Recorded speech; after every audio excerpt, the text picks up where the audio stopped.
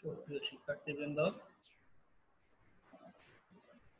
আজকের অনলাইন ক্লাসে আমি তোমাদেরকে স্বাগত জানাচ্ছি।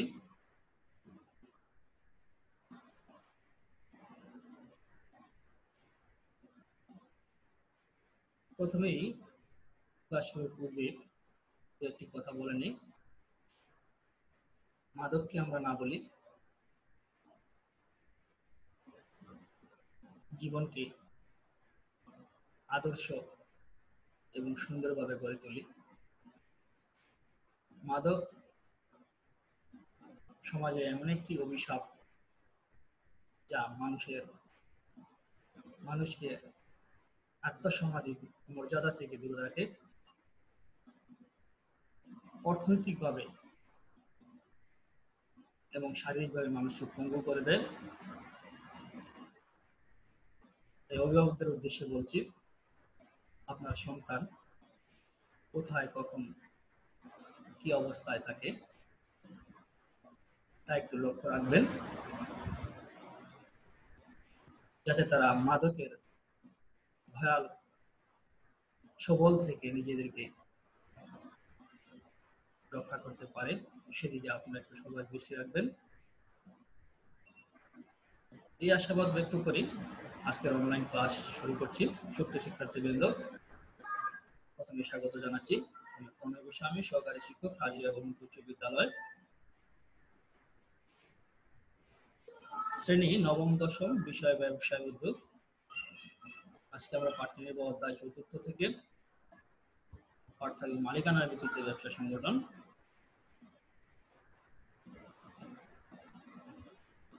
এখানে আমরা একটি ছবি দেখতে পাচ্ছি। সুপ্রিয় শিক্ষার্থীবৃন্দ, আরেকটি ছবি দেখতে পাচ্ছি। দুটি দোকানে একজন করে ব্যক্তি বসা আছে,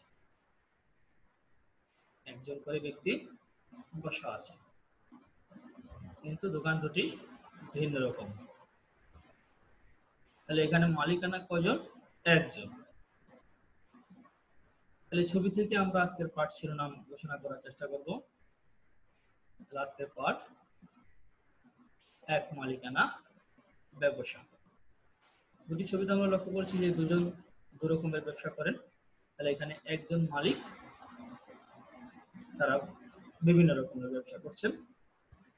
তাহলে আজকের পাঠ হচ্ছে এক মালিকানা ব্যবসা সংগঠন। সুপ্রিয় শিক্ষার্থীবৃন্দ, এক মালিকানা ব্যবসা কি তোমরা তা বলতে পারবে? এক মালিকানা ব্যবসার বৈশিষ্ট্য বর্ণনা করতে পারবে? এক মালিকানা ব্যবসার সুবিধা অসুবিধা ব্যাখ্যা করতে পারবে? এক মালিকানা ব্যবসার উপযুক্ত ক্ষেত্র নির্ধারণ করতে পারবে। এই হচ্ছে আজকে শিক্ষণফল।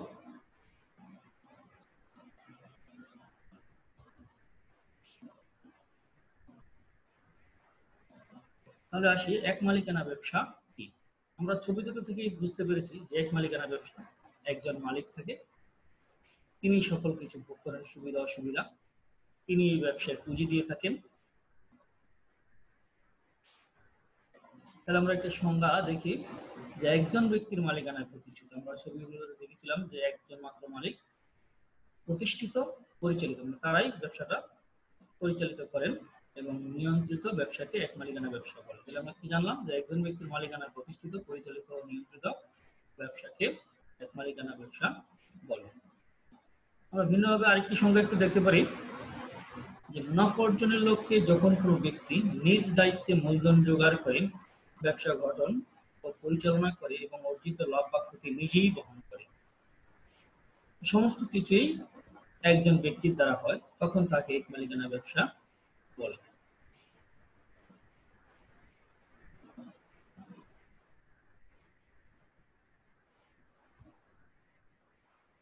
ছবি আমরা দেখতে পাচ্ছি, এখানে মালিক কতজন প্রশ্ন করা হচ্ছে, মালিক একজন। মালিক এখানে আমরা দেখতে পাচ্ছি মালিক একজন।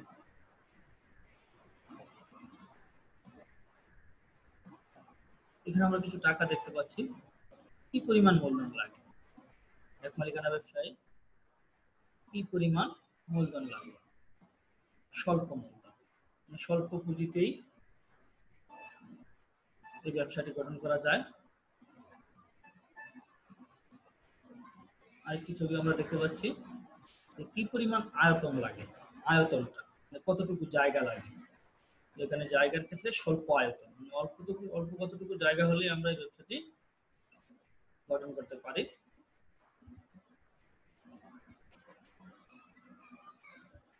গঠন পদ্ধতি কি রূপ? এক মালিকানা ব্যবসা সংগঠনের গঠন পদ্ধতি কি রূপ? সহজ গঠন, কারণ এতে আইনের কোনো ঝামেলা নেই। যে কেউ ইচ্ছে করলে যখন তখন এই ব্যবসাটি পরিচালনা করতে পারে। স্থানীয় বিশেষ করে স্থানীয় জনপ্রতিনিধি বা পৌরসভা বা ইউনিয়ন থেকে অনেক সময় দেখা যায় যে ব্যবসা প্রতিষ্ঠানে একটি খুব কম মূল্যেই একটি লাইসেন্স করতে হয়, তার বিনিময়ে এই ব্যবসাটি গঠন করা যায়। এগুলো হচ্ছে এক মালিকানা ব্যবসায়ের বৈশিষ্ট্য। আমরা আরো কয়েকটি বৈশিষ্ট্য দেখব, যে এই ধরনের ব্যবসায় লভ্যাংশ কে ভোগ করেন। এই ধরনের লভ্যাংশ কে ভোগ করেন? তাহলে কে ভোগ করেন? যিনি মালিক তিনিই ভোগ করেন। আমরা ওই সংজ্ঞায় দেখতে পেরেছি যে সংজ্ঞাটার মধ্যে সকল বৈশিষ্ট্য বিদ্যমান, যে মালিক সকল কিছু বহন করেন, লাভ ক্ষতি। তো এখানেও তিনি লভ্যাংশ, লাভের অংশকে লভ্যাংশ বলে, লভ্যাংশ তিনি ভোগ করেন। এ ধরনের ব্যবসা কার অধীনে পরিচালিত হয়? ছবিতে আমরা দেখতে পেয়েছিলাম যে মালিক নিজেই সমস্ত কিছু পরিচালিত করেন, তাহলে এখানে মালিক পূর্ণ স্বাধীনতা পান। এখানে তাহলে আমরা আরেকটি বৈশিষ্ট্য দেখলাম কি, পূর্ণ স্বাধীনতা, মানে নিজের ইচ্ছা মতোই সে সমস্ত কিছু করে থাকেন। এ ধরনের ব্যবসায় এককভাবে বহন করতে হয়। কি বহন করতে হয়? যেটা খুবই গুরুত্বপূর্ণ, খেয়াল রাখতে হবে, ঝুঁকি। সকল ব্যবসায় ঝুঁকি আছে, অনৈতিক যে কোনো কর্মকাণ্ডেই ঝুঁকি বিদ্যমান। লাভ লস যেখানে আমরা বলি যে মুনাফা অর্জনের উদ্দেশ্যই মুখ্য উদ্দেশ্য, কিন্তু সেখানে ক্ষতি হওয়ার সম্ভাবনা থাকে, যেটাকে আমরা ঝুঁকি বলি। এ ধরনের ব্যবসায় লোকসান কে বহন করে? অবশ্যই মালিক এককভাবে, যেহেতু সমস্ত, তাহলে এই ক্ষেত্রে তার অসীম দায়ের সৃষ্টি হয়। এই যে ব্যবসার লোকসান, এটা তার অসীম দায়ের সৃষ্টি করে। অসীম দায় এক মালিকানা ব্যবসায়ের আরেকটি বৈশিষ্ট্য। এ ধরনের ব্যবসার বিলুপ সাধন পদ্ধতি কি? বিলুপ বলতে বুঝি কি আমরা? ব্যবসাটা গুটিয়ে ফেলা। ব্যবসাটা গুটিয়ে ফেলা মানে ব্যবসাটা সামনের দিকে আর এগিয়ে না নেওয়া। তাহলে খুবই সহজ, বিলুপ্ত করা কি খুবই সহজ, কারণ মালিক নিজেই সমস্ত কিছু দেখভাল করেন। তো তিনি ইচ্ছে করলেই এ ধরনের ব্যবসা গুটিয়ে ফেলতে পারেন।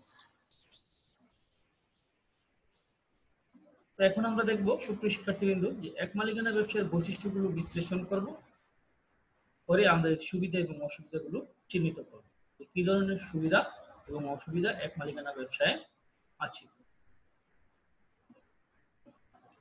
এক মালিকানা ব্যবসায়ের সুবিধা সমূহ, যে সহজ গঠন, যখন তখন এটা গঠন করা যায় এবং খুব অল্প মূলধন নিয়ে সেটা গঠন করা যায়। মুনাফার একক ভোগ, যেহেতু তিনি একজনই মালিক, তাকে অন্য কারো অংশীদারিত্ব দিতে হয় না। ছোট আয়তন, অল্প পরিসরের মধ্যেই এটি গঠন, একটি ব্যবসা শুরু করা যায়।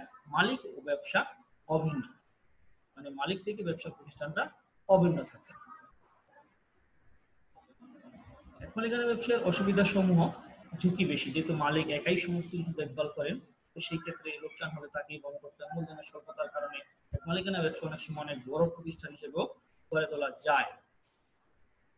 তো সেখানে মূলধনের স্বল্পতার কারণে তিনি একটা অসুবিধার মধ্যে পড়েন।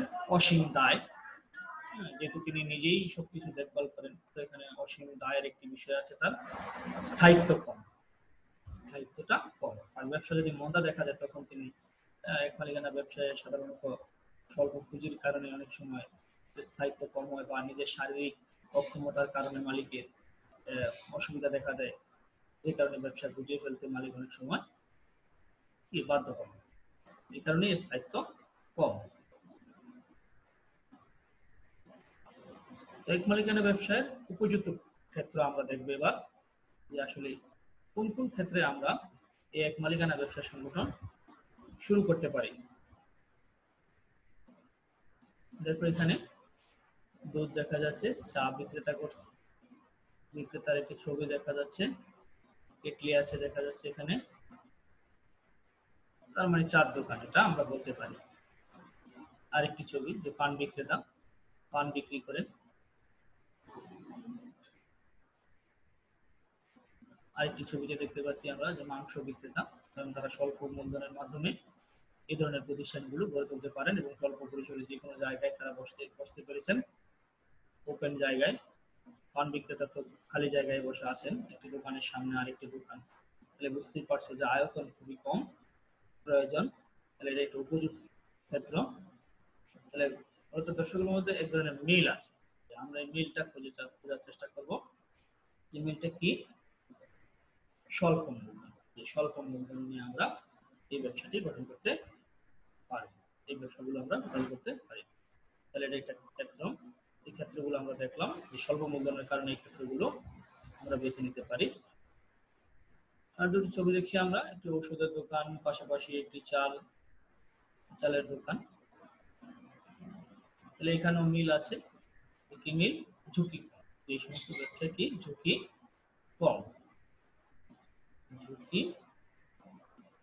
কম, তার এগুলো পচনশীল নয়।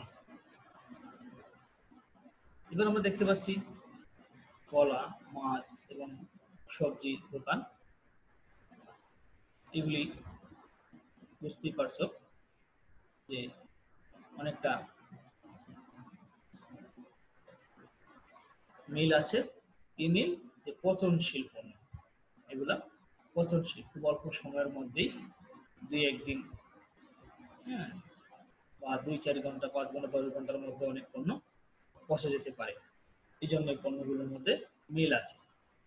এগুলো এক মালিকানা ব্যবসা নিয়ে এক মালিকানা ব্যবসা গঠন করে। সাধারণত এগুলো এক মালিকানা ব্যবসার মাধ্যমে পরিচালিত এই ধরনের ব্যবসাগুলো। এখানে আমরা একটি ছবি দেখছি যে একজন লোক কি করছেন, জামা কাপড় ইস্ত্রি করছেন। আরেকটি ছবি দেখতে পাচ্ছি যে আরেকজন লোক মানুষের চুল কেটে দিচ্ছেন। তাহলে এখানে কি মিল আছে? সেবামূলক, যে আমরা দুটি প্রতিষ্ঠানই সেবামূলক প্রতিষ্ঠান হিসেবে কাজ করছে, সেবা দিয়ে যাচ্ছেন মানুষকে, তার বিনিময়ে তারা অর্থ উপার্জন করছেন।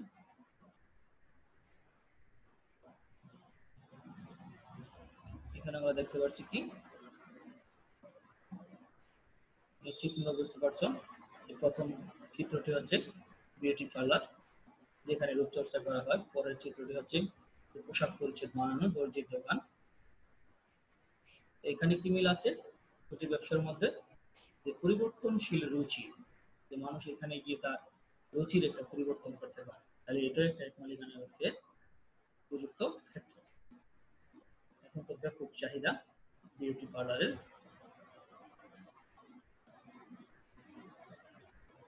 একটা ছবি দেখতে পাচ্ছি আমরা যে দিস ইজ মাই স্টুডিও।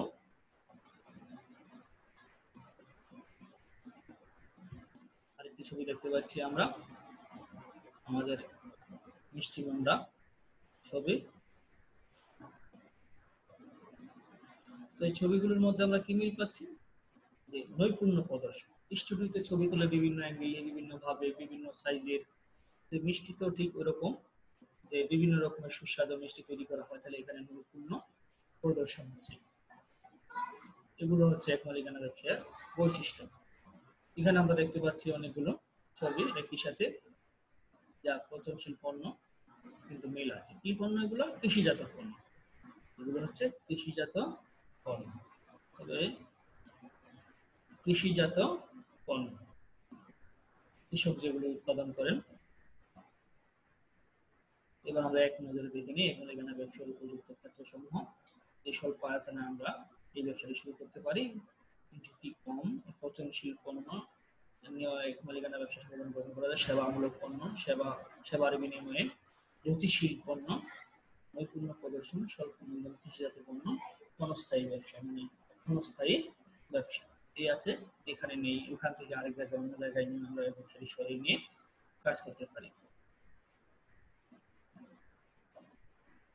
সুপ্রিয় শিক্ষার্থীবৃন্দ, আজকে তোমাদের একটি বাড়ির কাজ দিচ্ছি যে তোমাদের বাড়ির পাশে বা স্থানীয় বাজারে যে সকল পণ্যের এক মালিকানা ব্যবসা রয়েছে সেগুলোর নাম ও গড়ে ওঠার কয়েকটি কারণ লেখো। তোমরা নিশ্চয়ই জানো যে ব্যবসা প্রতিষ্ঠান সাধারণত তার সুবিধা অনুযায়ী গড়ে ওঠে বিভিন্ন স্থান এবং জায়গায়। তো তোমরা এটি খেয়াল করি যে কি কি কারণে আমাদের ব্যবসা সংগঠনগুলো আমাদের এলাকায় আছে সেগুলো একটু খেয়াল রাখবেন।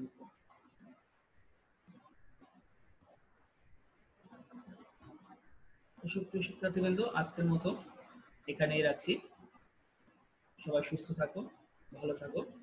করোনাকালীন বারবার 20 সেকেন্ড সাবান দিয়ে হাত ধোও, নিজেকে সুরক্ষিত রাখো এবং আশেপাশের সবাইকে সুরক্ষিত করো। এই প্রত্যাশা করে আজকের মতো এখানে শেষ করছি। ধন্যবাদ সবাইকে।